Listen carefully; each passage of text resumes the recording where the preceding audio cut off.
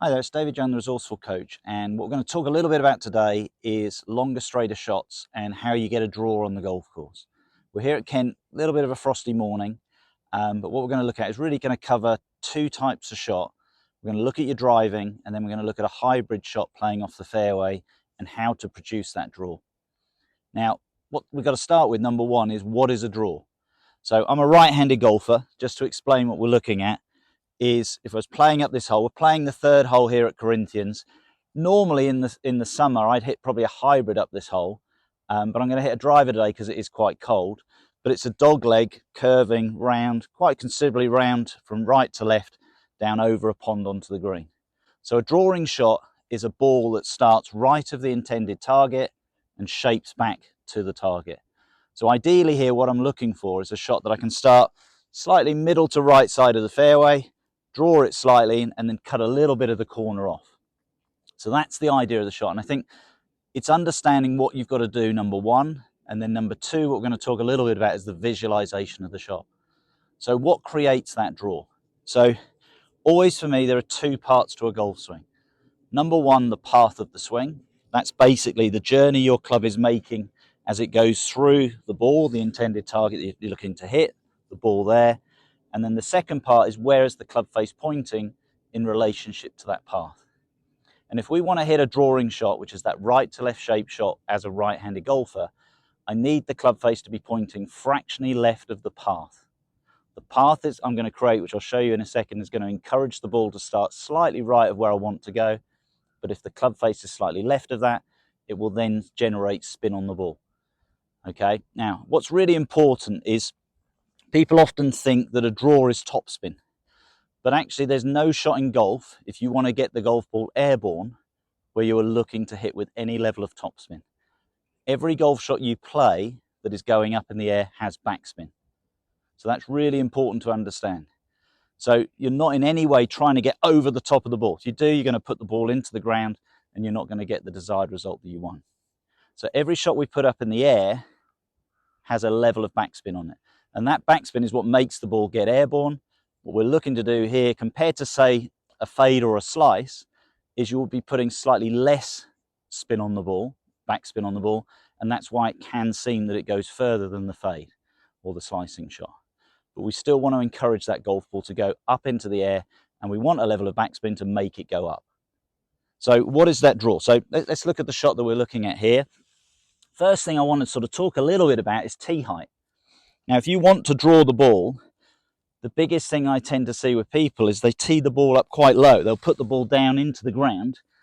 And we've just talked about we want to make sure that we're hitting underneath the ball. Well, if you tee the ball really low, it's going to make you hit down on the golf ball. And that hitting down is more likely now to produce a fading shot. So what the advantage we've got with the driver, compared to what we're going to do later with the hybrid off the ground, is we can tee the ball up. And if you've watched one of my other videos, which is the guaranteed draw video that we've done before, we can see that what we encourage you to do is tee it up. We want at least half the ball over the top of the club. Okay, so in that situation, what it encourages me to do is feel that the swing now, as I come in, is naturally, because of the ball position that we're creating, which is slightly nearer my front foot, which we do with a driver, the swing now is naturally on the way up. And that actually slightly reduces the amount of backspin, but we're still getting it because we're hitting below the center line of the ball. So the tee height, really important. About half the ball over the top of the club is a good guideline. Now let's look at those two things that we were talking about. Path of the swing. If we look up our hole, we'll highlight up on the fairway where we want to go, and we'll just put a line on the screen up there for you to look at that, is that basically we're going to start the ball slightly right of that, and then we want the ball to curve left. So the first thing I want to do is visualize that shot. I want to see that shot in my mind's eye, what I want to do. And just up in the distance, there are some trees, and I'm picking a tree to think, right, that's where I'd like the ball to start. So that's my first thing that I'm going to do. I'm going to use my setup, so my alignment, ball position, everything there to say that's going to start the ball on the line of the tree. And that's my starting point. That's giving me the chance to swing the club the direction that I want to go. The second thing then is the visualization of what that club face has got to do. And we've talked about this before with the 7-iron shot that we played on a previous video was again success of drawing the shot. And there was 2 ways to do it. Now, with a driver, I don't think you need to do one of them quite so much. And what we talked about was you could set up, and as we said, the club face relative to the target line needs to be slightly closed, slightly left of the target line. And what we said with the 7-iron shot is you could actually close that face down. The problem with doing that with a driver doesn't have a lot of loft. So what can happen is you can take that loft off and then you end up smothering the golf ball. It doesn't really get airborne at all. So what I want you to trust is the fact that you've put the ball forward in your stance, and if we're encouraging that path to go out, as we said, towards the right of where we want to end up, it's having the confidence then that the natural arc of the swing should come round, and if you let the club face come round with it, you will now encourage the draw. But that club face will be slightly rotating, slightly closing relative to the path of the swing. And that's what we're looking to feel. That's what we're sensing as we go through the shot. So let's put all these ideas together. So, number 1, I've teed the ball up nicely. Number 2, when we set up to the shot, I'm visualizing where I want the ball to start, into that position. So that gets my alignment correct, my ball position correct. And then number 3, I'm trusting the fact that the swing naturally comes up, because of the way I've set up, it's going to then turn through the ball and I'm going to get that rotation. Just trust it. Let that rotation happen and we'll see the ball fly down there with the slight draw.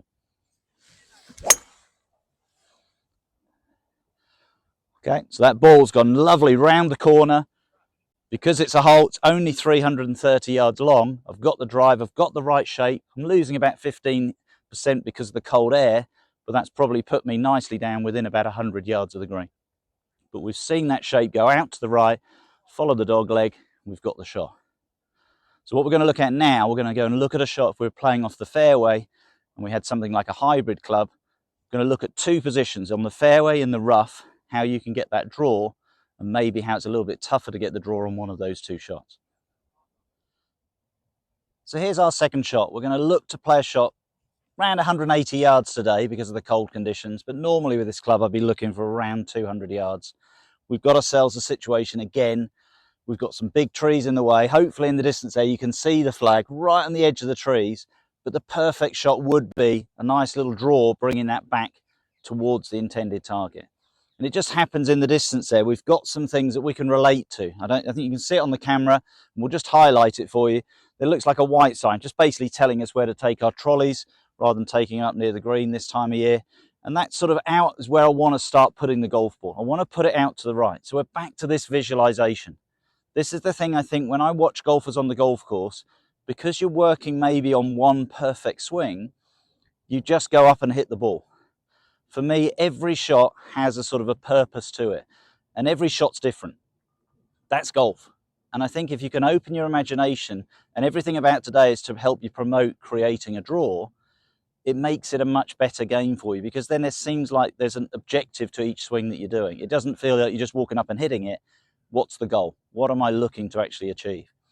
So relative to what we're pointing out there in the distance, we've got the white sign. I just probably want to start the ball a little bit left of that, but relative to our flag that you can see how then that will take me comfortably around these trees. I haven't got enough power to get the ball up and over the trees. Trees are very high, so the better shot here is that draw. And again, we're just going to go through the same idea that we've done, back to the 7-iron successful draw shot that we did, and what we talked about earlier on in this video off the tee, is get the idea of the path and the club face. What have they got to do? Path needs to encourage the ball to start right. Club face needs to be left of that to promote the spin on the ball. So again, use your setup to help you to do it. So everything here, there's my flag there, but I want to get out there. So everything is encouraging me to start out more to the right. So straight away, it feels like my swing is going to take the ball right of the trees.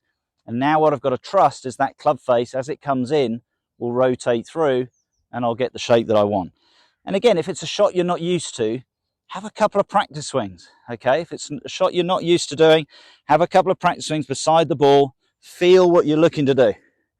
So I'm sensing there, I want to feel the club go out that way, I want to feel the rotation of the club face through. I know then that's going to impart some sort of spin or axis on the ball and make it go left. So that's what I've got to do. And again, as I say in all my videos, I may not execute this perfectly, but give it a go, and then you can always go and practice it and work on the shot. But let's see if we can give it a nice go up there. As I said, about 180 to 190 yards today in these conditions. Hopefully you can see my body aiming to the right. Just going to have one final little impression in mind of that rotation. And now let's commit to the idea. Started a little bit left of what I wanted, but I got a tiny draw. And just watching the ball, it's just come up probably about 5 yards short of the green. But I got the ball out there, got it slightly shaping round. I'm very happy with that result. And the key thing we're going to talk a little bit about now, because I was on the fairway, and if we look at the club and we look at the way a hybrid is done, you've got grooves on the face. That's very easy to get the spin on the ball. So the other thing we can talk a little bit about is the golf ball that you're using. If you're using a very hard ball, something let's say like a Strixon Distance, because it's so hard, those grooves won't grip the grooves won't grip into the ball as much. Using something, again, we use different manufacturers. Callaway Super Soft, it's a bit softer cover, you'll get a bit more grip, easy to get spin. And if you went to something like a Pro V1, even easier to get it. So the golf ball can be a factor. If you're standing there using these very hard golf balls, looking to get lots of spin on the ball, they're sort of designed to stop you getting spin, so you don't get so much slice and draw. If you want that little bit of draw, maybe move to something like a Super Soft type of ball to get a better result. But the grooves will grip into it.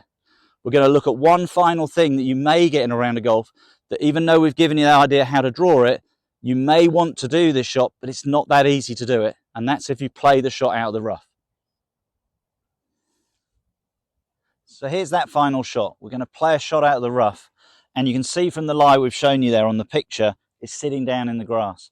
And what I see with golfers, they see the trouble. Slightly different shot to what we had, but we've got the tree in the way. We want to hit a draw, and I'd like to get 180 yards down the hole. But here's the big thing. We talked about this earlier. The grooves of the club are so important. And the grooves, when they grip the ball, will give you the spin. Now, what's going to happen is from that lie, there's a lot of grass going to get trapped between the ball and the club face. And if that happens, the grooves basically disappear. And you might get a shot in golf what we call a bit of a flyer. It's a shot where the grooves get covered. It doesn't really put that much backspin on the ball, and the ball seems to go further than you want. But that's not what we want with this shot. What we're looking for with the shot is to get the shape. So this is where one of my previous videos talking about your ego, you have to look at it and think, yeah, I know I can put this club on the green, but actually from that lie, I can't. So the sensible thing now is think to myself, what's the simplest way I can get there in two? And that might be from that lie, you just take a 9-iron up the fairway and then a wedge and play it from that position. But a lot of you will have a go with it. And I would say have a go. Every now and again, have a go and see if you get the spin. And I'll be surprised if you do. But it's a learning curve. That's the great thing about it. I'm going to give it a go. I'm going to aim out there. We look here. We've got the tree to our left. I'm going to send it out there. I want to go round that tree. Yep, here we go. Same routine, but let's see what happens. From that position, you can see my body aiming out to the right. I'm going to visualize that same idea. Let's see what happens. And it's come out dead straight. And what's ended up happening now, I've gone in the trees over the other side. And the chances are now I'm probably going to take, at best, 3 shots to get on the green. Whereas if I just drained that ego in a little bit, understood that that's a very difficult shot to do, and just maybe gone 9-iron wedge, I could have still got my 5 on this par 4. I've now brought in the chance of a 6 or a 7. So look at the shot. We're talking about the draw. We want to see that path start right of the intended target, the club face rotating, so it's left of the intended path that you're going on, and that's going to impart the spin on the ball. We want it to be roughly, if we're sort of looking at it to be exact, 60% left of the path will bring the ball back to the intended target. So you don't even want the club face pointing perfectly at the target and hit it. That will overspin it and you'll miss to the left of your intended target. You might still hang on to the fairway, but it may not be exactly where you want to be. But get into the habit, if you want to see that draw, get that path working out to the right, get the club face rotating and start to see the spin. And the best place to do it, go to the practice ground, work on it a little bit, and then start bringing it to the golf course. I hope you've enjoyed that tip. If you did, please subscribe to my YouTube channel, share it with your friends, and I look forward to seeing you soon.